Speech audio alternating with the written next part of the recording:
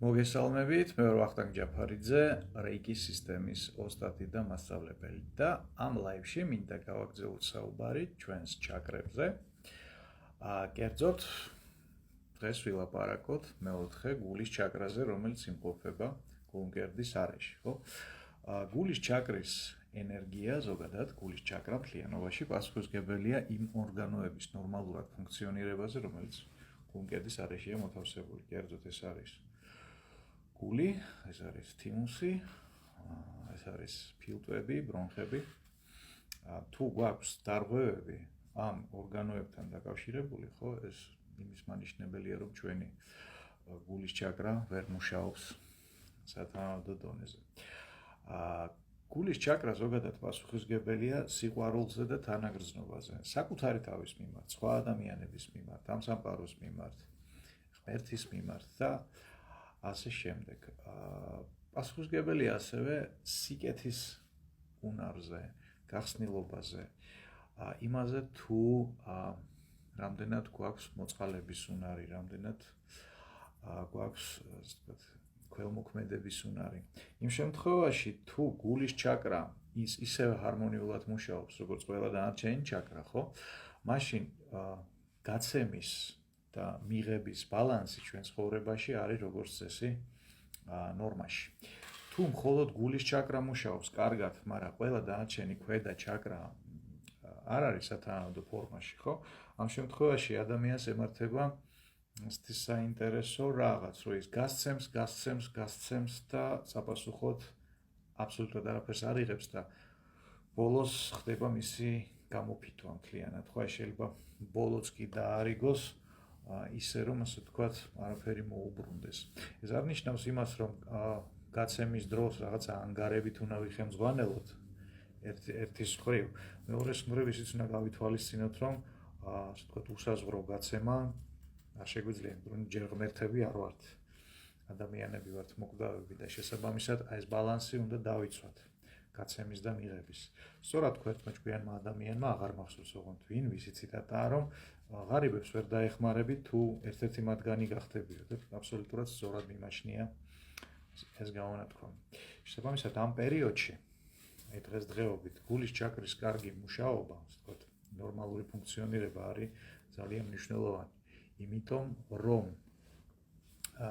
ამ ეტაპზე, ასე ვთქვათ, მძიმე ენერგიები, კერძოდ შიშის ენერგია, შფოთის ენერგია, გაღიზიანების ენერგია, ბრაზის ენერგია, შურის ენერგია,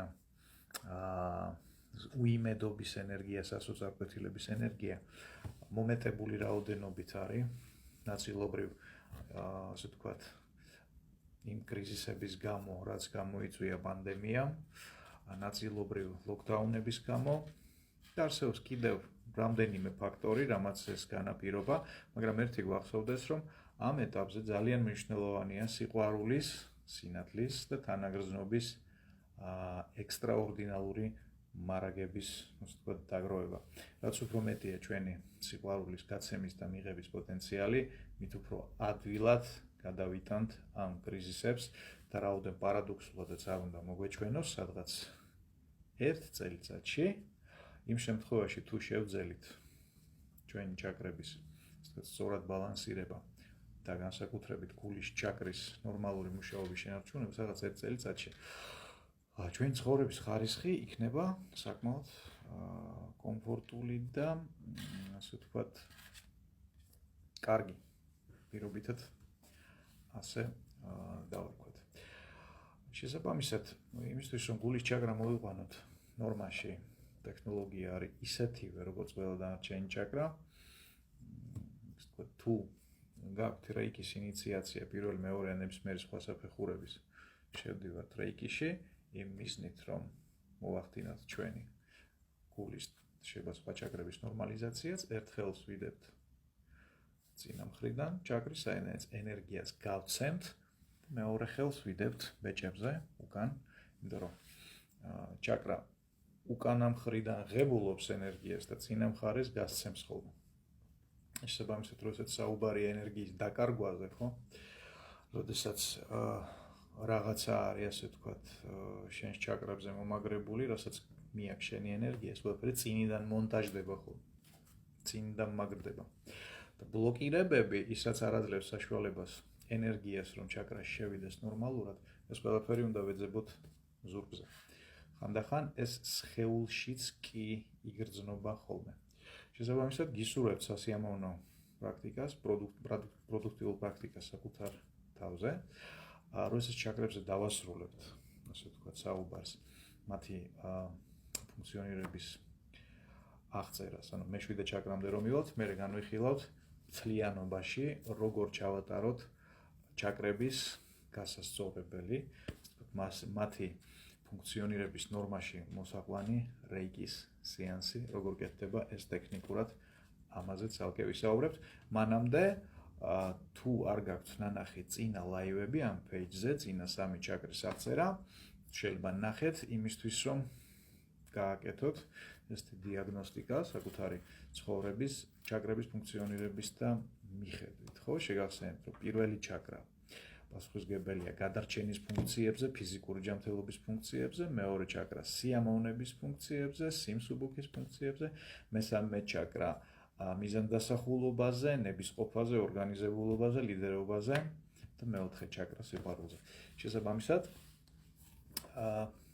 კიდევ 3 ლაივი გვექნება, სადაც აღწერთ დანარჩენ 3 ზედა ჩაკრის ფუნქციონირებას და ასე ვთქვათ, როგორ მივხვდეთ, რომ ესა თუ ის ჩაკრა არ არის ნორმაში და ვერ ფუნქციონირებს კარგად.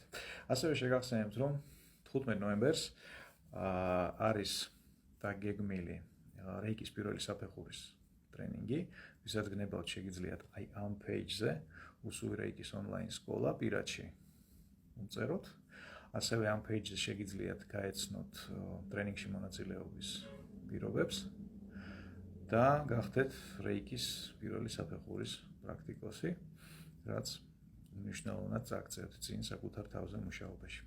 გისურვებთ სასიამოვნო პრაქტიკას და მომავალ შეხვედრამდე.